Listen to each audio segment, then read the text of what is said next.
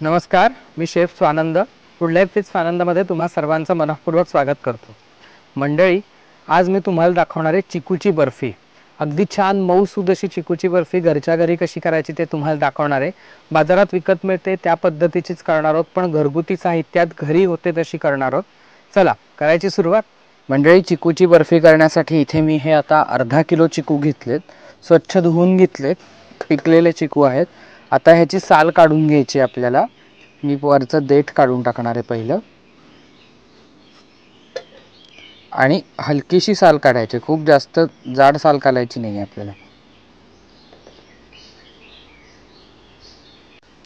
तुम्ही बघू शकता मी हा चिकू सोलून घेतलाय. अशाच प्रकारे आपण सगळे चिकू सोलून घेणार आहोत. हे चिकू पिकलेले हवेत, पण जास्त पिकलेले किंवा अधिक आपण ज्याला म्हणतो ते नकोत, कारण मग वडीचा जो स्वाद असतो तो बिघडतो. त्यामुळे असे साधारण पिकलेले चिकू आपल्याला घ्यायचे. मी सगळे आता हे सोलून घेतो.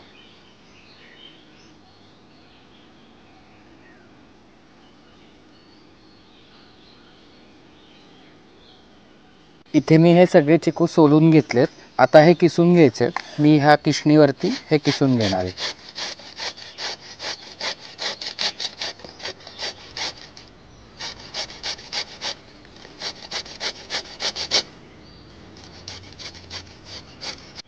तुम्ही बघू शकता चिकू किसायला घेतला की त्याच्या बिया अशा वेगळ्या होतात, ह्या काढून टाकायच्या आणि छान किसून घ्यायचा. चिकू हा लगेच किसला जातो, फार काही ह्याला जोर लावावा लागत नाही, कारण हा पिकलेला असतो, मऊ असतो.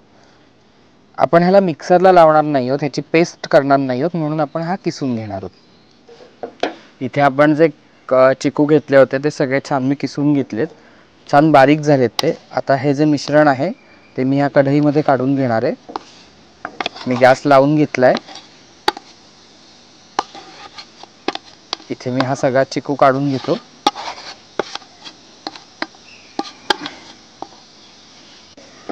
आता 1-2 मिनटं आपल्याला ह्याला परतून घ्यायचं आहे.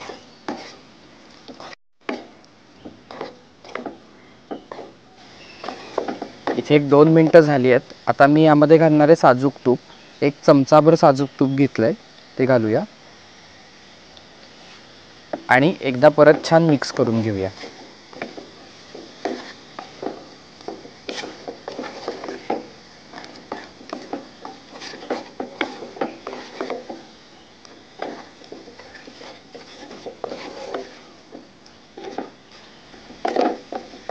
इथे 1-2 मिनटं मी परतून घेतलं आहे आणखीन. आता मी इथे घेतली आहे साखर. अर्धा किलो आपण चिकू घेतले होते, त्याच्यासाठी 150 ग्रॅम साखर घेतली आहे, ती आपण घालूया. त्यानंतर आपण खवा पण घालणार आहोत, त्यामुळे साखर थोडी कमी घेतली आहे. आणि चिकू पिकलेले असतात त्यामुळे त्याला गोडवा असतो स्वतःचा, त्यामुळे थोडी साखर कमी घेतली आहे. इथे मी 150 ग्रॅम साखर घेतली आहे. मिक्स करून घेऊया.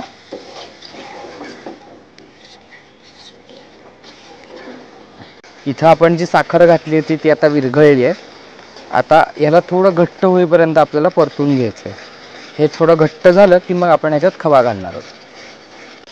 तुम्ही इथं बघू शकता हे जे मिश्रण आहे ते आता बऱ्यापैकी घट्ट झालंय. साखर यातली घट्ट होत आली आहे. मी गॅस आता लहान करणार आहे. इतका वेळ आपण मीडियम फ्लेमवरती हे करत होतो. मीडियम फ्लेमवरती मला 15 ते 20 मिनटं लागले त्याला हे इतका घट्टपणा आणण्यासाठी. आता मी इथे घेतला आहे खवा. मी 150 ते 200 ग्रॅम खवा घेतला आहे अर्धा किलो चिकूसाठी. तो आपण ह्यामध्ये घालणार आहोत. हा मऊ आहे खवा, त्यामुळे मी किसून घेतला नाही आहे. तुम्ही किसून घेतलात तरी चालेल. आणि हा मी आता ह्याच्यामध्ये मिक्स करून घेणार आहे.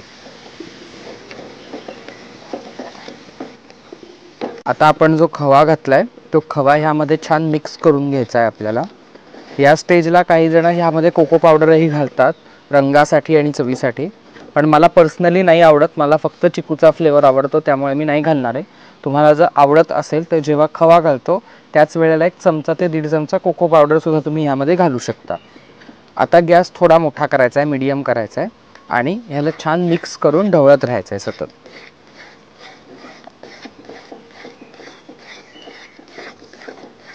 तुम्ही इथे बघू शकता आपला जो खवा आहे तो ह्या मिश्रणामध्ये छान मिक्स झाला आहे.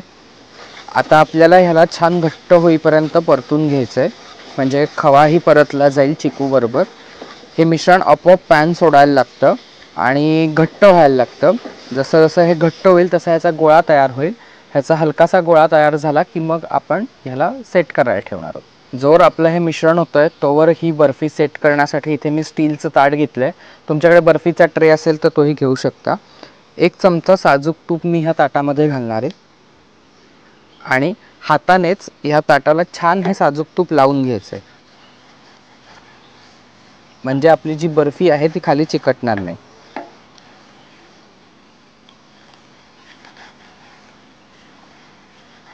या डिशला मी लावून घेतलंय आता तूप आणि ही बाजूला ठेवणार आहे आणि आपलं हे जे चिकूचं मिश्रण आहे ते आता आपण छान परतून घेऊया। सतत ह्याला हलवत राहायचं, सोडायचं नाहीये ह्याला, नाहीतर हे पॅनला लागू शकतं। आपलं हे मिश्रण आता होत आलंय, तुम्ही बघू शकता ह्याचा गोळा व्हायला लागलाय व्यवस्थित। आणि सगळ्यात महत्त्वाची गोष्ट म्हणजे ह्याने पॅन सोडायला सुरुवात केली आहे। पॅनमध्ये कुठेही हे मिश्रण चिकटत नाही आहे आणि ह्याचा छान गोळा तयार होतोय, तुम्ही बघू शकता। हा बघा, अशा पद्धतीने। आता आपल्याला हे लो फ्लेमवरती 1-2 मिनटं अजून करून घ्यायचं आहे। इतका वेळ आपण मीडियम फ्लेमवरती करत होतो, आता मी गॅस लहान केला आहे आणि 2 मिनटं आपण ह्याला छान एकदा परतून घेऊया। या बर्फीमध्ये आपल्याला फ्लेवरसाठी काही घालायचं नाही आहे। तुम्हाला आवडत असेल तर तुम्ही वेलची, जायफळ वगैरे घालू शकता, पण जो चिकूचा ओरिजिनल फ्लेवर आहे तो मला स्वतःला या बर्फीमध्ये जास्त आवडतो, त्यामुळे मी फ्लेवरसाठी वेलची वगैरे काही घालणार नाही आहे ह्याच्यात। इथे 1-2 मिनटं झाली आहेत, आपलं मिश्रण आता छान घट्ट झालंय, पूर्णपणे ह्याने पॅन जो आहे तो सोडलाय। आता मी गॅस बंद करणार आहे आणि 1 मिनटं असंच ह्याला हलवत राहूया।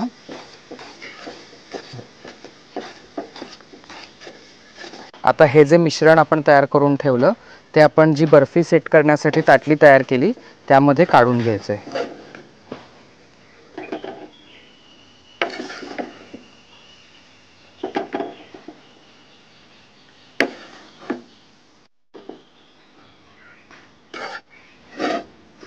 आता आपण ह्या ताटामध्ये छान पसरवून घेणार आहोत। तुम्हाला किती जाड ठेवायच्या आहेत, पातळ ठेवायच्या आहेत त्याप्रमाणे तुम्ही हे पसरवू शकता। मी साधारण हे पूर्ण ताटभर पसरवणार आहे, म्हणजे छान पातळ अशी वडी होते। खूप घट्ट किंवा खूप जाड आपल्याला वडी करायची नाही आहे। आता हे एकसारखं छान प्लेन करण्यासाठी इथे मी केळीचं पान घेतलंय आणि त्यालाही तूप लावून घेतलंय। त्याच्या साहाय्याने आपण हे छान पसरवून घेणार आहोत, म्हणजे हे एकसारखं होईल। इथे हे मी छान एकसारखं करून घेतलंय। तुम्ही बघू शकता या बर्फीला चिकूचा किती छान रंग आलाय। आणि आता गार्निशिंगसाठी मी ह्याच्यावरती थोडेसे काजू आणि बदामाचे काप घालणार आहे। इथे एक अर्धा ते पाऊण तास झालाय। आपलं हे जे मिश्रण आहे ते अजून गार नाही झालेलं, पण कोमट झालंय। आता आपण ह्याची बर्फी कट करून घेणार आहोत आणि हे पूर्ण गार झालं की मग आपण ती डिमोल्ड करून घेणार आहोत। तर मी आता ह्याला कट करून घेतो। तुम्हाला ज्या शेपनी आवडत असेल त्या शेपनी तुम्ही ह्याला कट करू शकता।